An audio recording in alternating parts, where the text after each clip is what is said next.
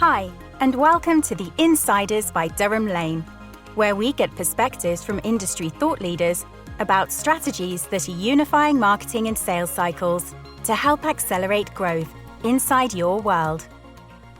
Welcome to the Insiders by Durham Lane, an industry podcast that connects the worlds of marketing and sales, one guest at a time. I'm your host, Richard Lane. I'm co-founder and chief commercial officer of Durham Lane. We're a revenue acceleration agency, helping enterprise customers create always-on channels of meaningful and well-qualified sales opportunities. Today, I'm thrilled to be joined by Zsuzsanna Blau. Zsuzsanna is the global head of digital demand and campaigns at Nokia, a brand that you will no doubt recognize. However, Nokia now are a technology innovation leader who are pioneering a future where networks meet cloud to realize the full potential of digital in every industry, something that affects all of us.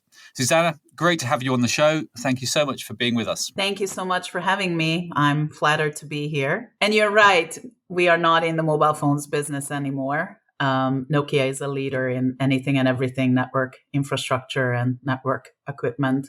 That's amazing. I still have some classic Nokia handsets under my stairs, Zsuzsanna. So we'll park those for now. But look, it's great to have you, as I said. Perhaps to get us started and to help the audience understand you a little bit better, it would be great if you could introduce yourself and maybe share a short anecdote or two about your career to date. So you could say I'm an accidental marketer, although I've been in marketing for pretty much 20 years now, which sounds insane. So you can imagine I've gone through a beautiful rainbow of change in these 20 years within marketing. I have experienced driving growth in both startup and large enterprise settings. I like to say that I work at the intersection of growth, brand, and product with a very strong focus on digital channels, content marketing, and customer advocacy. And last but not least, innovation. I'm so passionate about anything and everything technology related and digital marketing. So I currently, as you mentioned, head up the global demand gen function for Nokia's growth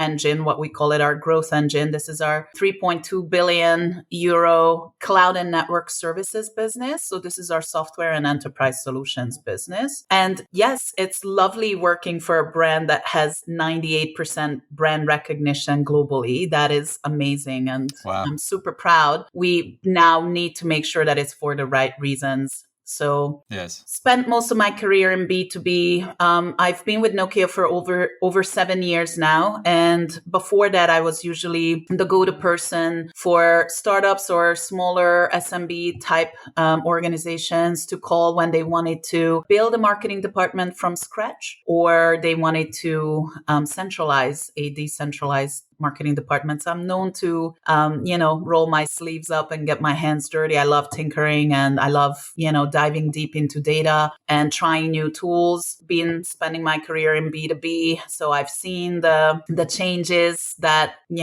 impacted B2B marketing, especially on the SaaS side as well, the software as a service side as well. So it's really exciting times for marketers today, in my opinion. Excellent. That's a fabulous intro. And as we were chatting pre-podcast, Zsuzsanna, I'm so excited for today because I know that we're going to cover lots of areas that are really at the front of everyone's minds at the moment. So let's get on with the journey. You talked about being an accidental marketeer. I always say I tripped up into the world of sales. I'm part of the Happy Trip Up Club. So maybe we could join that as well from a sales and marketing point of view. You talked about the excitement of the journey. I feel the same in our world, but something that everybody seems to be challenged with right now is trying to do more with less. Challenging times, everyone being tasked with doing more with less. What's been your experience of this from the world you occupy? Oh, yeah. Shrinking budgets and smaller teams, you have to do more with less. And also, I think, especially in the last couple of years, B2B inflation is really a thing and it's really happening and it really takes more to win. Again, especially in B2B where I tend to operate. Just recently, Google had a B2B buyer journey survey that came out over the summer that told us that the average enterprise buyer journey for larger transactions, right, takes about 23 weeks. And that is from the consideration stage. So it's not even from the top of the funnel, from building awareness. It's once they are already aware. So from consideration consideration, it takes about 6 months with 23 stakeholders across a range of roles. So you can imagine you have to do way more to get in front of these 23 stakeholders for that long period of time, keep engaging them across multiple channels. There are more channels now, more audience targeting, more content, more touch points, more contacts, again, the 23 stakeholders. And we have the same or less resources to do all of this. So obviously, content is a huge bottleneck. And also, consumers or your prospects are much more demanding as well. They bring their consumer or B2C expectations into the B2B buyer journey. And so all of this leads to an increasing amount of content that all needs to be produced much faster and more cheaply than ever before. So us marketers have a hard job. It feels like a no-win game, but there are certain things we can do to work smarter. Obviously, we can win if we make sure that our teams have better insights across the buyer journey and know who's actually engaging with their content, why they are on their websites, how long they spend with you. I really believe that time spent is a very important, if not the most important indicator nowadays of someone getting ready to be sold to. There's a lot you can do there. Use intent data, use AI wherever you can to be more efficient in your content creation. But just in short, B2B inflation is real. It takes more to win. Some scary stats in there, Zsuzsanna. I like the phrase B2B inflation. It that is definitely happening. And 23 weeks from what I would call sort of recommendation stage is a significant time lag. But then 23 stakeholders, that's a real jump from the sort of stakeholder communities that we've always talked about in the past. But I think what makes that even harder is that you have to give each stakeholder more than you've ever given before. So not just more of them, but you have to give them more. So so challenging environment. What are some of the things perhaps our listeners could do to make sure their budget is working as hard for them as possible? Have you got thoughts and things that people can take action with? Yes, absolutely. So I think when you're not going to get more budget, it gives you the chance to make the most of what you actually do have. So optimize and audit what you have. You can definitely reprioritize and become laser focused with everything that you do. Sometimes us marketers tend to have a laundry list of tasks and tactics and programs that we want to do, but it's your chance to really become laser focused, both in your goal setting, but also in your targeting, for example. So to be more efficient in spending your budget. You can also do the channel audit that you've been postponing for a long time, right? So what really works for you? And there is so much advice out there from gurus on LinkedIn about what works, what's dead. We've all heard, email marketing is dead, SEO is dead, content marketing is dead, everything is dead. But yeah. I really don't believe that. I think if something doesn't work for you, maybe you haven't tried well enough, or hard enough, but just stick to what actually works for you. Don't listen to anyone else. So do the channel audit, find what works for you and hone in on that. Cancel some of your subscriptions. There are studies out there about what percentage of all the tools and technologies that we have in our tech stack we actually use. And it's getting worse and worse each year. I believe this year it's around 30%. So make sure you really assess your tech stack and cancel some of your subscriptions that you're not leveraging 100%. That really came out of COVID as well, didn't it? I think there was a real balloon of the amount of technology. I think people just subscribe to whatever to try and work their way through. And then they have to go into a period of audit and making sure that they're using the technology that is helping drive the right behaviors for their team and the right results. Yeah. And let's be real. I mean, there are some really amazing tools out there and it's like a shiny new toy, like you're going in the toy store and you just want to try and buy everything because they all promise you something new and better. And we still, as marketers, we still struggle with how to really, really prove our impact on the business. So obviously we would be happy to try anything and everything that would help us do that. But yeah, cancel some of your subscriptions and zero in on building and optimizing your first party channels, as I said. So that would mean audit and optimize your web pages for SEO.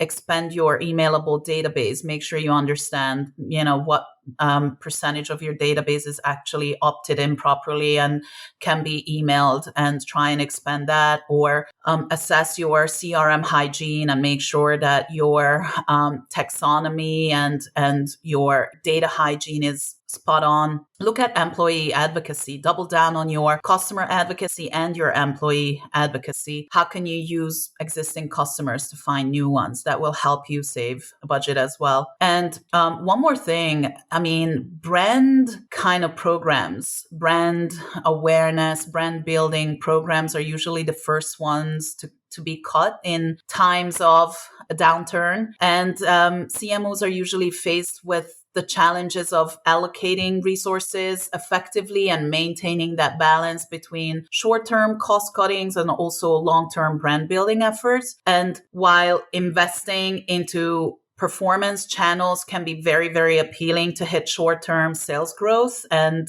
sales targets, keep spending on brand because it will help you in the long run. It will make your demand capture or lead generation later a lot cheaper if you keep investing in brand. You can think of this similarly to how you think of SEO versus PPC. SEO is a long-term game. That's your brand building programs. PPC, you turn it on, you turn it off. But marketing as a whole, I learned this from John Miller, B2B legend. Marketing is not a gumball machine. You cannot just put your campaign budget in there, turn the dial, and then 10x pipeline comes out. Yeah. It doesn't happen that way. So you have to keep putting money into an effort into brand building. No, that's a really great point. And I think there'll be listeners in all sorts of roles, Zsuzsanna, who are probably facing that very challenge, which is their boards or their management team are saying, stop spending on brand. It's all about campaigns. And I know we have that conversation. We've had that conversation internally, and we're trying to manage across and continue to do everything, because I think from our point of view as a lead and demand generation organization on behalf of our customers, these are the times when you can make real gains, but you have to be bold and brave to go with it. So challenges definitely for every marketing team up and down the land and around the world, but some great thoughts there. And all with that context of how do we do more with less? The job doesn't change. We just need to find new ways of doing it. I do think challenging times help us to be more creative and to think differently. One thing that's rapidly becoming more apparent as well is that customer acquisition, so net new logo, isn't the be all and end all. Customer retention is something that a lot of people are talking about, and customer retention is a key measure for many businesses. And I guess you have experience of both what I would call a mega brand like Nokia, but also in the startup and SMB world. How are you seeing companies adjust their strategies to accommodate that? Yeah, retention is definitely the new acquisition. You as a CMO or a marketing leader have a really tough job to balance your budgets across brand or demand creation versus demand capture kind of campaigns, or retention versus acquisition, or per channel, per region. It's really tough, but you do have to balance budgets across the buyer journey and the whole customer life cycle. And what we know today, and this is again according to LinkedIn's very recent B2B marketing benchmark report, about 71%, if I remember correctly, of B2B marketing budget goes to new customer acquisition. However, it actually costs about 50% more today to acquire a customer than it did 5 years ago. So it's becoming more and more expensive to acquire new customers. So that is why we also need to really think about retention programs, loyalty programs, upsell, cross-sell. How do you keep the customers that you have today? And again, just going back to brand programs, if you keep building and creating demand for your category, for your brand, for your products, it will significantly lower the cost of acquisition in later times as well. Today, it costs about 5 to 25 times more to actually acquire a new customer than to keep an existing one. And I'm going to throw another number at you, which is really interesting, is just a 5% increase in retention rates will increase your profits by about 25 to 95%. So it really does make sense. And it really does work magic to actually double down on customer advocacy and retention programs specifically. So you have to enable your customer marketing teams to evolve from onboarding and just creating, static PDF case studies and reference quotes into churn prevention programs and retention and loyalty programs and personalized communication. As I said, cross-sell, upsell initiatives, and anything else to foster overall adoption and lifecycle health. Yeah, it's fascinating. I mean, one thing we've done as a business, Zsuzsanna, is we've shifted from always being about net new acquisition for our customers into, how can we build teams that can help you cross-sell, upsell, work into your base, help with retention, support lifetime value. And, it's something that every organization is looking at, I believe. How does marketing really feed into that? So I guess I'm maybe thinking away from a Nokia and more into your experience of smaller organizations. How, what is the impact that the marketing team can do there? Because I guess a lot of marketing is traditionally campaign based and it's focused on acquisition. How do you actually shift the lens? That's a really, really excellent question. And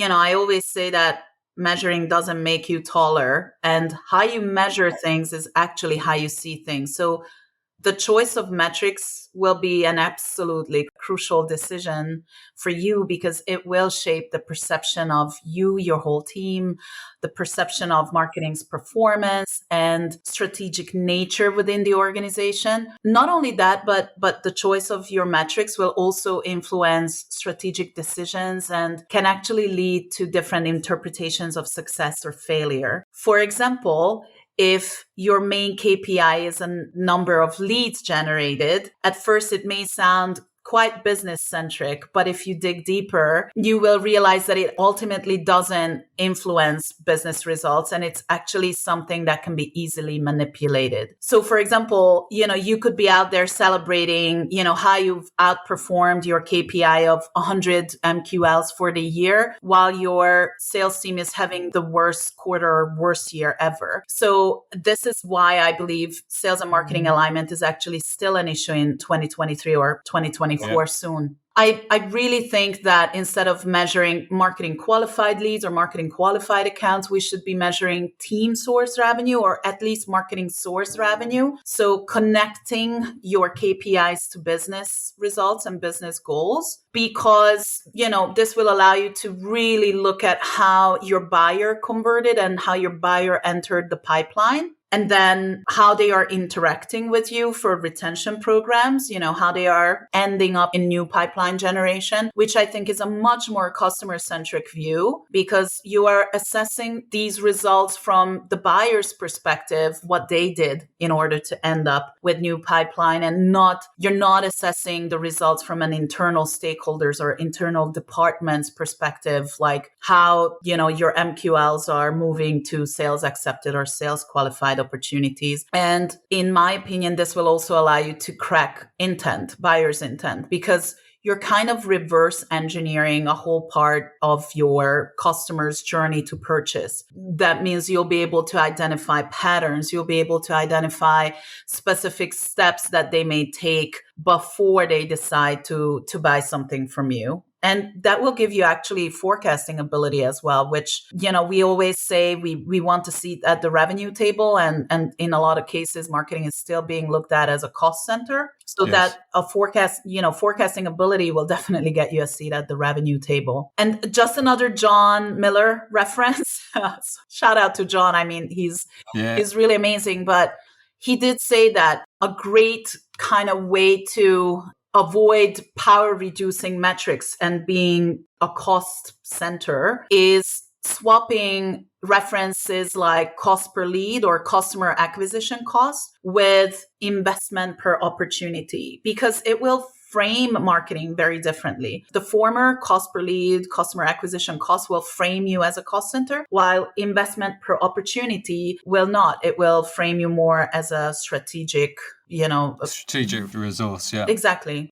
So that's amazing, Zsuzsanna, full of actionable insight, which is something we always try to achieve here on the Insiders. So thank you so much. One thing we're doing at Durham Lane is we built a RevOps department. So that includes our new business sales team, it includes our marketing team, and it includes our account management customer success team. And so we're trying to get away from some of the silos that typically exist. And I think one phrase we came up with on series 1, episode 1 of the Insiders was Marsales. And how do we blend these two worlds together? And at Durham Lane, we try and make it our mission to sort of act as the middleware that connects marketing and sales for our customers together to create great results. So look, thank you for all the amazing insight that you've shared with myself and our listeners so far. We've added a section into this series called Ask the Expert. So we've gone out into our networks and asked them for a challenging question for Zsuzsanna. We've got one here from Alex, which I'll share with you. It'd be great to get your thoughts, just to put you on the spot a little bit. Alex says, I'm interested to get your thoughts on generative AI tools. There's a thing. Do you think they have had a positive or negative impact on marketing, not just as a profession, but also how marketing is perceived? Oh gosh, that's a really great question. It is. Good one. There's lots and lots of conversations about Gen AI, obviously. And from a personal perspective, I definitely see a lot of room for opportunity for us to leverage Gen AI and be better at what we do. I don't think Gen AI or AI in general will replace us and our jobs. But I think that if you don't get on the bandwagon and if you don't really start diving into what it can do for you and start learning about it, then others who actually do will replace you. So that's my view. It's I think Gen AI is a co-pilot, hey Microsoft, and not autopilot. So that's very important. I mean, if you're just playing around with ChatGPT alone or any of the other Bard or other tools, you will see, hallucination is still huge. And I mean, I've had plenty of occasions when I gave it very specific direction to count something or give me examples, and it gave me completely wrong answers. And I asked it to do it again and gave it examples of where it went wrong, and it still did it wrong. So you really have to be there, and you really have to make sure that there is a human actually checking things. Of course, there are implications from the legal perspective, copyright perspective. So especially larger organizations, they will be very cautious of full adoption and, what constitutes content that is your own versus that is AI generated. We also know that there are some implications from a ranking perspective, like Google will actually panelize or does already panelize AI generated content, but we don't know where that fine line is, what actually is AI generated. If it's just the framework, which then I completely rewrote, is that right. AI generated? So there are still a lot of open-ended questions, but I do see, ways that will help us be more efficient. We did talk about B2B inflation today. Even in, content creation, it can help us scale and be better at personalization. So we should definitely leverage what we can. But my main advice is just try and stay on top of it and understand how it can help you, listen to others, deep dive into use cases from different industries and verticals, and see how others are using it and see if that can be applicable to you. Great answer. Thank you. My view would be always be inquisitive. Right. So always be inquisitive and use the right tools, but always think carefully about what you use. And some of your points there, IP, being genuine, I think will become more and more important. Yeah. Look, it's been great having you on the Insiders, Zsuzsanna. Thank you so much. We have one last question. Sometimes it is the toughest question of the lot in our experience, but we're building the Insiders Spotify playlist. It's an eclectic mix of songs. We ask every guest to give us a song that they would like us to add, just to remember them by on our podcast series. So have you managed to come up with a single song from the billions that are available? Yes, I have actually. I actually have two, and okay. But the one has to be Bowie. Changes, Oh, very good. So life in marketing nowadays is like that song, constant and inevitable changes, reinvention, all to stay relevant. Personally, your brand needs to stay relevant as well. And Bowie, if anyone, he was a perfect role model for marketing, always on the move, bold, ever changing. So that it has to be that song. Amazing. To be a little bit cheeky, and you can choose to not add it to the playlist, but Janet Jackson's "What Have You Done For Me Lately" could also be a great song for marketers. What have you done for me lately? Yeah. Excellent. Well, look, two great choices. I'll put it to the committee, Zsuzsanna. I'm sure we'll find room on the playlist for two tracks. Look, it's been great having you as a guest. As I mentioned, you've come up with some wonderful one-liners. You're the accidental marketer. We talked about B2B inflation. We talked about measuring doesn't always make you taller. I love that one, and lots more. So, an episode I hope that our listeners will be able to take a lot from, and not only that, but take action. So on behalf of everyone, thank you so much. Thank you. It's been a pleasure. And thank you to everyone for tuning into The Insiders. Please subscribe on your preferred podcasting site to ensure you're notified of all of our new episodes as and when they're published. And if you'd like to learn more about Durham Lane and our unique method of selling at a higher level, please visit durhamlane.com for more information. Until then, see you next time. The Insiders by Durham Lane. Subscribe today to never miss an episode.